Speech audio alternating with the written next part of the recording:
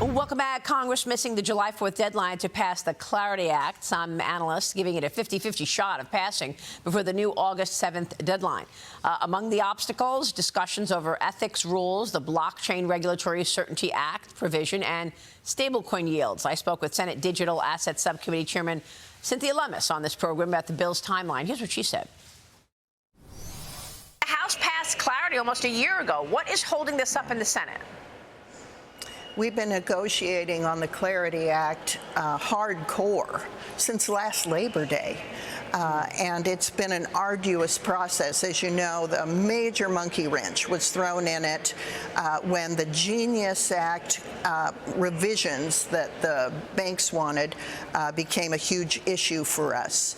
And I'm really proud of Senator Also Brooks and Senator Tillis for working with the banks to find that compromise. We're still working a little bit on DeFi. We're working on that's illicit finance. We're working a little bit on ethics, but we've been working through thousands of hours in negotiating, thousands. And we're finally to the point where we're going to put out a text over the July 4th and give people one last really thorough look at the bill. And then we're moving in July. Final push there on the Clarity Act. Joining me now is the chairman of the CFTC, Michael Selig. Mr. Chairman, great to see you. Great to see you. Thank you so much for being here. So what do you think about the Clarity Act? Does it get over the finish line?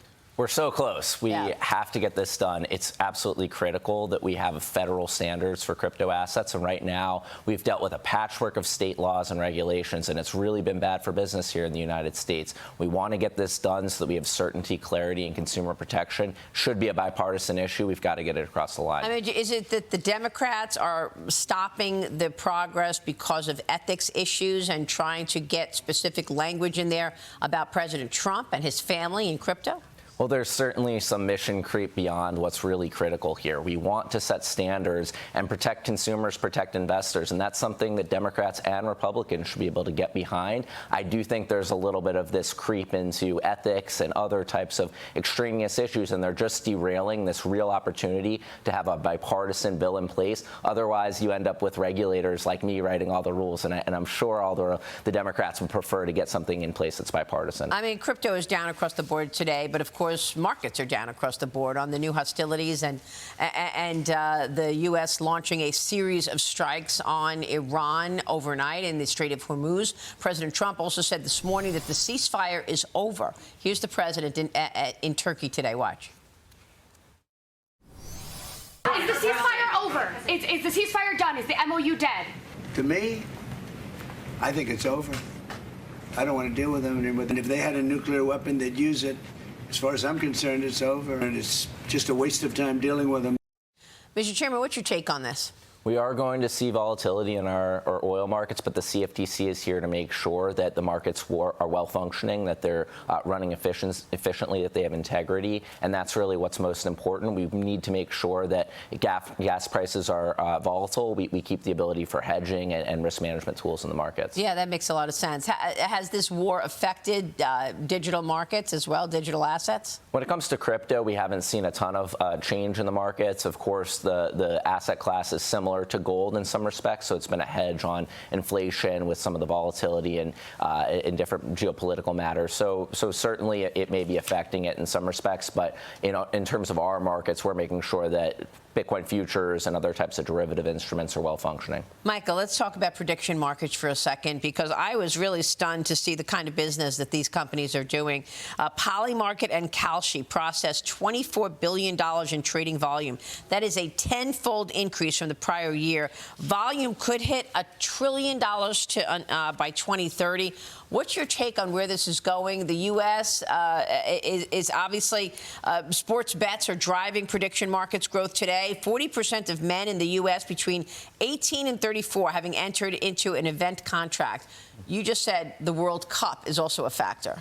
That's absolutely right. We're seeing a lot of interest across different categories. So certainly sports has become very popular. Politics, with the midterms coming up, have been very popular, and also cultural events. But the point here is that this is a market that's here to stay, just like crypto, and we need to get clear rules of the road in place, and that's exactly what the CFTC is working towards. Yeah, and what are those rules looking like? I mean, more Americans jumping into trading on prediction markets. North Carolina became the first state to recognize the federal government's authority over these types of trades, a provision in the state's new budget imposing a 6% tax on the net trading revenue of federally regulated prediction market operators. World Cup betting has sent prediction markets soaring. We know that. And we got new data showing Kalshi did more than $30 billion in trading volume last month. As I just mentioned, when do you expect the CFTC to finalize this regulatory regime?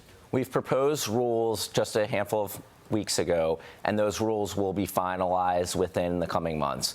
We're going to solicit a number of comments from folks, and we're going to codify. We've also proposed rules around data reporting for those transactions. So there's a broad number of rulemakings that we're likely to do in this area, but the core rule, which is related to 40.11, the ability of the agency to restrict trading on products involving war, terrorism, finance, assassination, and gaming, those rules will be finalized in the coming months. That makes a lot of sense to me. What about the states that you're suing? What can you tell us about this litigation underway? Does this go to the Supreme Court? Well, it's absolutely critical that the CFTC maintains its regulatory authority over these markets. The president said it. I've said it. We're going to continue to fight to make sure that the CFTC has exclusive jurisdiction when it comes to derivatives instruments that involve all manner of commodities. And that means that we've got to sue a number of states. We've sued 9 states now, and we'll continue to sue any state that attempts to impose criminal or civil fines against CFTC-registered exchanges. And people want to know if the Supreme Court is going to give states the right to block event contracts on sports.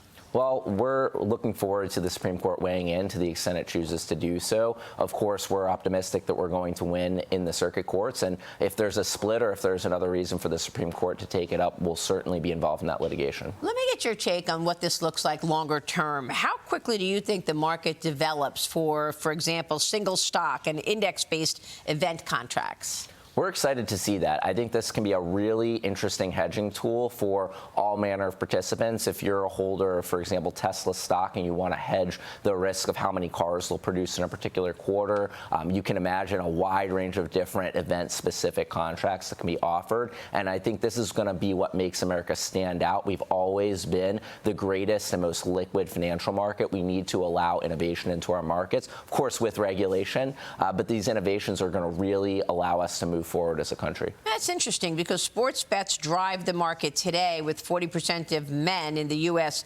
between 18 and 34 entering an event contract. But is that going to be the long-term driver of prediction markets, sports? It very well may not. If you look at other asset classes, if you look at crypto, for example, the use cases for crypto were very narrow in the beginning, but then we saw this explosion of all different types of products and services that run on blockchains. I think we'll see the exact same thing with prediction markets. That's why it's absolutely critical that we maintain our jurisdiction there. I assume as more entrants come into this market, we could see consolidation. I mean, is that also on your radar, the idea that we could see M&A in the prediction markets as well? Absolutely. We've seen it with crypto. We'll certainly see it here. Okay. Yeah. So, and that probably boosts contract liquidity. I think so. I think all of this activity is great. We're seeing experimentation with different business models, different types of products and services around prediction markets. We see some platforms that are focused on politics, some on sports, some on everything, and certainly that's going to change over the coming years. Mr. Chairman, let me end on the war and what you're seeing in terms of the contracts around oil and fertilizer and the things that have been impacted so much by the Strait of Hormuz activity. Well, interestingly, we actually have prediction markets on all of this, too, not on the war specifically, which we do have discretion to prohibit those types of contracts, but on the Strait of Hormuz closure. And so that's really been an interesting hedging tool. But we are seeing a lot of volatility, things like oil and various products, inputs like fertilizer. But the prediction markets and the futures markets have worked very well to allow firms to hedge and manage that risk. That means that even though we have the volatility in the markets, airlines and other businesses are able to manage their costs so that the consumer doesn't pay for that. What a portfolio, what a moment in time that you are overseeing this right here. How does it feel?